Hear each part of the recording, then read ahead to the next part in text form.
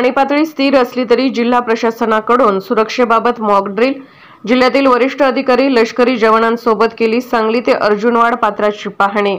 सांगली आणि मिरजेमध्ये पाणी पातळी स्थिर असली तरी जिल्हा प्रशासनाकडून अजूनही सुरक्षेबाबत मॉक ड्रिल घेतले जात आहे। आज जिल्हाधिकारी डॉक्टर राजा दयानिधी, पोलीस अधीक्षक संदीप घुगे आणि महापालिका आयुक्त शुभम गुप्ता आणि लष्कराच्या अधिकाऱ्यांच्या उपस्थितीत सांगलीच्या सरकारी घाटापासून ते मिरजच्या अर्जुनवाड पुलापर्यंत नदीपात्रात सुरक्षा मॉक ड्रिल घेण्यात आला। यामध्ये जिल्हा प्रशासन, महापालिका, पोलीस आणि लष्कराचे जवान यांनी सहभाग घेतला होता। यावेळी लष्करी बोटीतून अधिकाऱ्यांनी कृष्णा वारणा नदीची पाहणी केली, तसेच पाणी कुठपर्यंत पसरले आहे, किती वस्त्या बाधित होत आहेत याची माहिती घेतली। सध्या पाण्याची पातळी स्थिर असल्याने कोणताही धोका नसल्याचे जिल्हाधिकारी डॉक्टर राजा दयानिधी यांनी सांगितले। तसेच धोका जरी नसला तरी सर्वांनी सतर्क राहण्याचे आवाहन जिल्हाधिकारी डॉक्टर राजा दयानिधी यांनी केले। कोयना आणि चांदोली धरणातून पाण्याचा विसर्ग कमी करण्यात आला आहे, त्यामुळे हळूहळू पातळीत घट होईल असेही जिल्हाधिकारी डॉक्टर राजा दयानिधी यांनी सांगितले।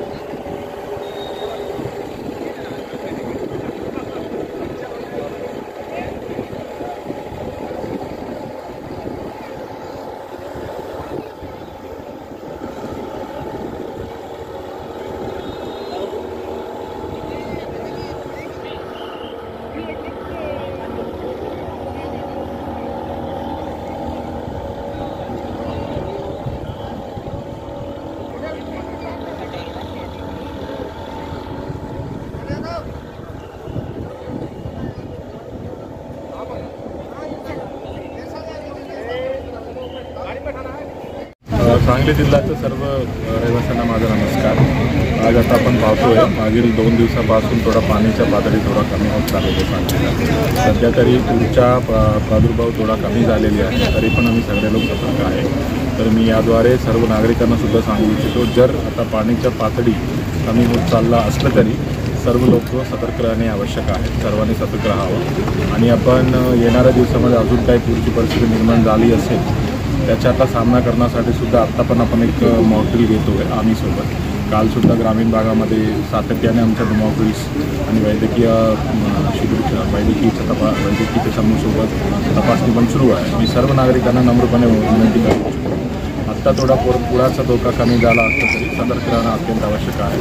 कुठलाही अभावावरती विश्वास ठेवू नये। फक्त प्रशासनाकडनं येणारा माहितीवरच तुम्ही सर्वांनी विश्वास ठेवण्यात यावा आणि सर्वांनी आपला काळजी घ्यावा। जिथे थोडं पाणीचं कमी झालेली आहे तिथे थोडं येणाऱ्या दिवसामध्ये थोडा डास आणि बाकीचे जे वेक्टर बॉर्न्स डिसीजेस येण्याची शक्यता आहे, सर्वांनी सतर्क राहावा आणि पिण्याचं पाणी गरम करून थंड करणं यावं आणि तुम्हाला कुठलाही अडचण आली तर नजदीकच्या वैद्यकीय केंद्रामध्ये आपण मदतीसाठी करावं। आता काय स्थिती आहे सर, म्हणजे कोयनेच्या पाण्याची किंवा वाढण्याची कमी होण्याची? कोयनाचं पाणी तरी कॉन्स्टंट आहे, 30,000 क्युसेक्सवरही आहे। आता अजून त्यांनी वाढलेले नाही। आता वारणामध्ये सुद्धा पूर्वी 16,000 होता, आता त्यांनी 12,000पर्यंत केलेली आहे। तो एकंदरीत बघितलं गेलं तर थोडा विसर्ग पण कमी आहे, पाऊस पण कमी आहे आणि प्रत्येक ठिकाणी पाणीचा पातळीसुद्धा आपण कमी होत चाललं। परंतु याचा अर्थ असा नाही आहे की आता पूर्ण धोकापासून आपण पूर्ण बाहेर पडलो म्हणून। तर सर्वांनी सतर्क राहणं आवश्यक आहे। सर्वांनी सतर्क राहावा आणि आमच्या सूचनाचं पालन करावं। थँक्यू, नमस्ते।